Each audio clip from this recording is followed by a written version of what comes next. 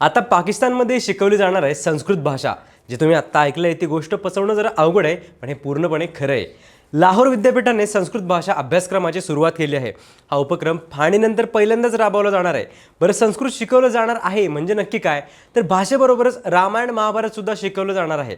Just imagine, पाकिस्तानमध्ये विद्यार्थी महाभारत आणि रामायण शिकतायत. पण का? पाकिस्तानमध्ये महाभारत भगवद्गीता का शिकवली जाते तेच सांगतो या व्हिडिओमध्ये. त्यासाठी व्हिडिओ शेवटपर्यंत बघा. पाकिस्तानमध्ये महाभारत भगवद्गीता शिकवली जाते याचं कारण म्हणजे रामायण आणि महाभारत फक्त भारतापुरतंच मर्यादित नसून याचा संबंध पाकिस्तानशी सुद्धा आहे. बऱ्याच जणांना पहिला प्रश्न पडतो तो हा की रामायण आणि महाभारत या केवळ कथा आहेत की इतिहास? पण जर महाभारताच्या संदर्भात विचार करायचा झाल्यास सुप्रसिद्ध पुरातत्वज्ञ बी लाल यांनी महाभारतात नमूद केलेल्या जागांवर प्रत्यक्ष सर्वेक्षण केलं. उत्खननात सापडलेल्या अवशेषांनी रामायण आणि महाभारत या केवळ कथा नसून तो इतिहास असल्याचं सिद्ध झाल्याचा दावा केला जातो.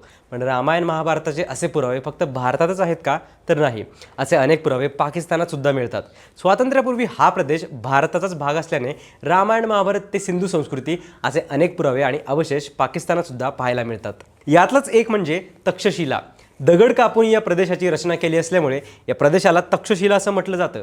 या प्रदेशाची रचना रामाचा भाऊ भरत याने केली होती.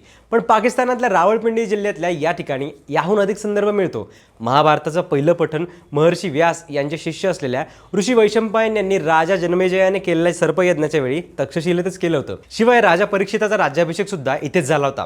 पौराणिक संदर्भानुसार हा नागवंशीयांचा प्रदेश होता. नागराज तक्षकाने परीक्षिताचा वध सुद्धा इथेच केला होता. पुढे सम्राट अशोकाची प्रांताधिकारी म्हणून याच प्रदेशात नियुक्ती करण्यात आली होती. बौद्ध साहित्यात तक्षशिलेचा उल्लेख गांधार देशाची राजधानी असा केला गेलाय. जगभरात हे सुप्रसिद्ध विद्या केंद्र म्हणून प्रसिद्ध असल्याचं आपल्याला माहितीच आहे. अशा समृद्ध ऐतिहासिक वारशामुळे 1980 साली या जागेचा युनेस्कोच्या जागतिक वारसा स्थळांच्या यादीत समावेश केला होता. आता बोलूयात गांधार प्रदेशाविषयी. महाभारतातील धृतराष्ट्राची पत्नी गांधारी ही गांधार देशाची राजकन्या होती आणि तिचा भाऊ शकुनी हा इथला राजकुमार होता, हे आपल्याला माहिती आहेच. हा प्रदेश आजच्या पाकिस्तान आणि अफगाणिस्तानमध्ये पसरला आहे. महाभारत आणि रामायण अशा दोन्ही महाकाव्यात गांधार प्रदेशाला मोठं स्थान आहे. पण इतकंच नसून गांधार प्रदेश बौद्ध इतिहासात सुद्धा महत्त्वाचा ठरतो. इसवी सन पूर्व 3ऱ्या ते इसवी सनाच्या 5व्या ते 6व्या शतकापर्यंत हा प्रदेश बौद्ध धर्म, शिक्षण आणि कलाकृतींचं आशियातलं एक महत्त्वाचं केंद्र म्हणून समोर आला. अशोकाच्या काळात बौद्ध धर्माचा सर्वात जास्त प्रसार इथेच झाला. गांधारीच्या गांधार देशानंतर येतो माद्रीचा मद्र देश. महाभारतातील नकुल आणि सहदेव यांची आई हा मद्र देशाचा सर्वांना माहिती असलेला संदर्भ.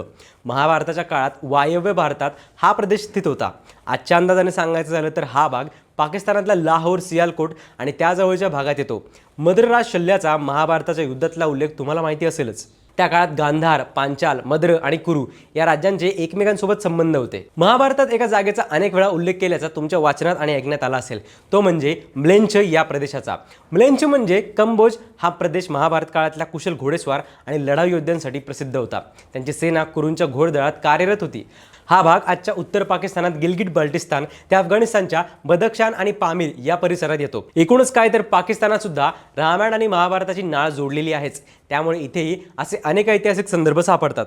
हेच सगळे संदर्भ आता पाकिस्तानात शिकवले जाणार आहेत अशी माहिती लाहोर विद्यापीठाचे प्राध्यापक डॉक्टर अली उस्मान कासमी यांनी दिली आहे. या उपक्रमाचा हेतू आहे पाकिस्तान आणि महाभारताचा पुरातत्वीय आणि सांस्कृतिक संबंध समजून घेणं.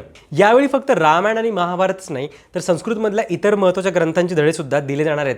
याबाबत तुम्हाला काय वाटतं ते आम्हाला सांगायला विसरू नका. अशाच माहितीपूर्ण कंटेंटसाठी लगावतीला आत्ताच सबस्क्राईब करा.